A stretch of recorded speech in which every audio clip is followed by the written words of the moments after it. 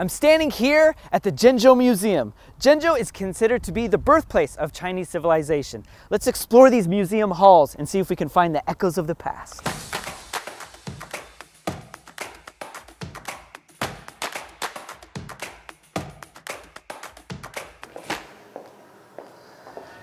The earliest capital. So Zhengzhou was the ancient capital of China even before Beijing, Luoyang, Xi'an? Absolutely.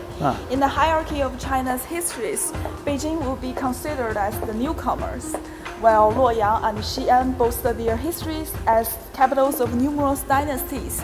So Zhengzhou was hosting royals before they are. Oh, so Zhengzhou was like this older brother. Bingo!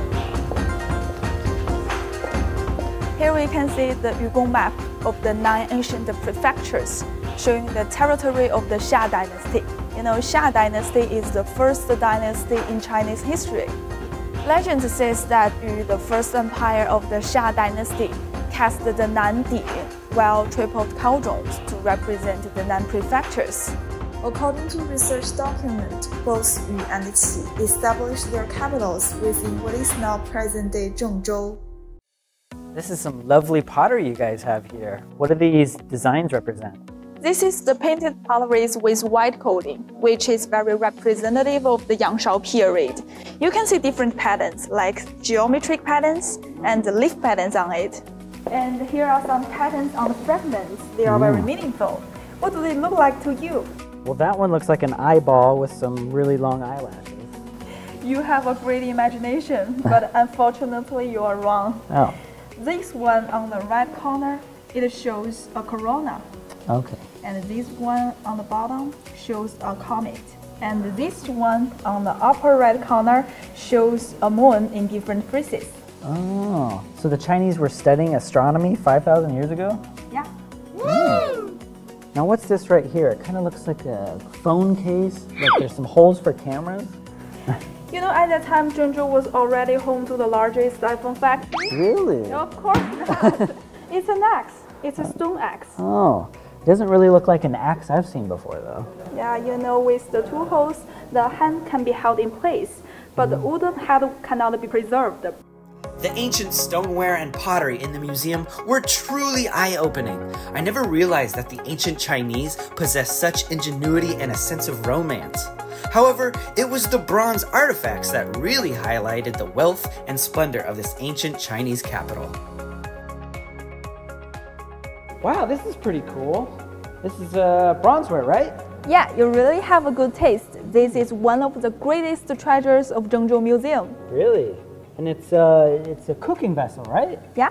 To be precise, it is a ding. A ding? Yeah, naturally, ding was originally used as cooking vessels. In Shang Dynasty, it has become the symbol of royalties and rituals. So, it is also a very important evidence that Zhengzhou is the capital of early Shang Dynasty over 3,000 years ago. Okay, I think I get it. So it was reserved for the emperor's use only. Yeah, and upon the closer inspections, you can see this thing is decorated with beast face patterns.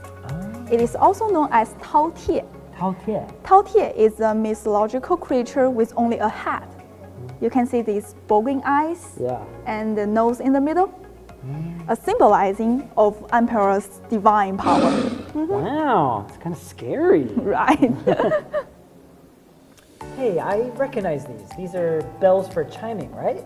You're right this time. This is called bianzhong in Chinese. Oh, and these bianzhong, were they also from the Shang Dynasty? Nope, they are from the spring and autumn period, later than the Shang Dynasty. And the bianzhong is a very important instrument. Can you guess what's the difference between the 2 sides of the bells? Those are big and those are small. Obviously, it's bigger, and originally they were one side. And this one is called the bo bells. It's bigger, so it can play deeper and lower sound. And this one here, they are miu bells.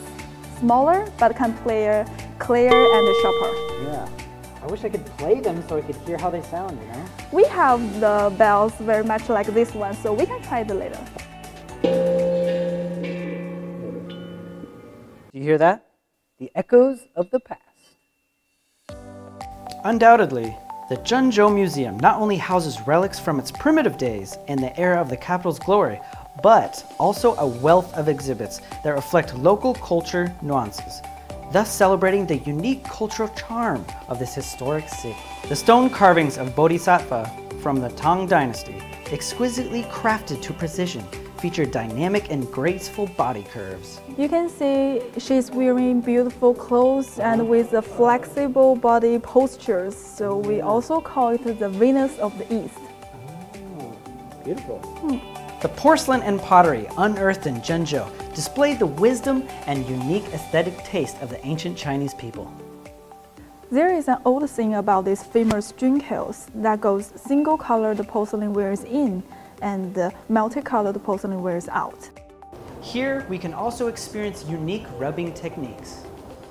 今年是龙年，今天踏的是一条龙。 The dragon is coming to life. Check out my dragon. Shawls, as accessories of traditional Chinese costumes, are not only exquisite, but their patterns also carry auspicious meanings. You can see there is a cat and there is a butterfly. You put them together, we'll get a pronunciation similar to 帽碟 in Chinese, which refers to the elderly people and symbolizing the longevity.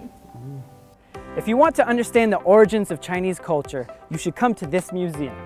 And remember, the objects here, they're not lifeless. They are chapters in the grand story of China. This is Jason at the Zhengzhou Museum, signing off. See you in the next one.